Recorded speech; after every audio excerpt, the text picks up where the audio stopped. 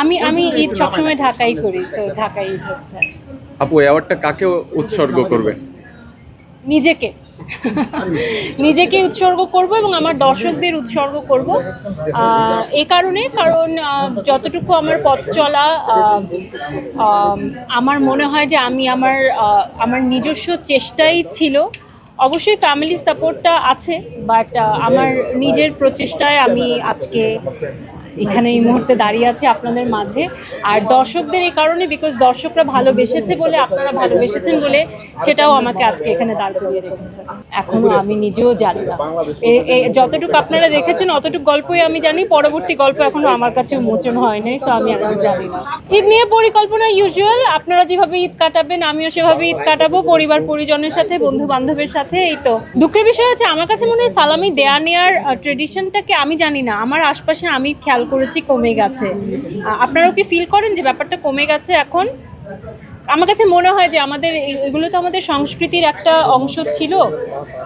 Somehow আমি খেয়াল করেছি যে সালাম করার বিষয়টা, সালামি নেয়ার বিষয়টা, আগে আমরা ছোটোবেলায় যেভাবে কম্পিটিশন করতাম, কে কার আগে বড়দের সালাম করবে এবং কে কতটা সালামি পেলো, ওটার যে একটা মজা ছিল, কোথাও না কোথাও আমার মনে হচ্ছে এগুলো হারাতে বসেছে। সো আমাদের উচিত আমাদের নিজস্ব এই যে মজার বিষয়গুলো, সংস্কৃতিগুলো, এগুলোকে ধরে রাখা। সো যেহেতু কেউ সালাম করে না, সো সালামি দেওয়া হয় না। আর আমার নিজেরও সালামি নেওয়ার বয়সটা মনে হয় চলে গেছে, তো সালামি পাওয়াও হয় না। বরবাদ সিনেমার টিজার যে দেখেছি, ভালো হয়েছে, ভালো লেগেছে। কোন মুভিটা আগে দেখবেন হলে গিয়ে, যদি 3টা টিকিট দেওয়া হয় আপনাকে, জঙ্গলি, বরবাদ এবং দাগি? যে টিকেটের মানে যে টিকিটটা আগে পাবো এবং যেটার সময় আগে হবে, 3টাই যদি একসাথে দেওয়া হয় কোনটায় আগে যাবে? অবশ্যই দেখবো, কেন দেখবো না? সবগুলো সিনেমাই এবারে গিয়ে দেখবো, অনেকগুলো সিনেমা রিলিজ পাচ্ছে, সবগুলোই দেখবো গিয়ে, এবং বরবাদ তো অবশ্যই দেখবো, আশা করি খুব তাড়াতাড়ি।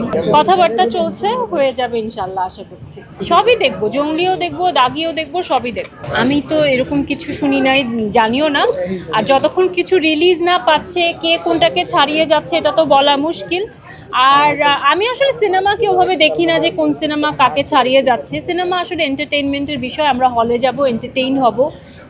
ঈদ একটা উৎসব মুখর পরিবেশে, হই হই রই রই একটা আমেজে থাকবো।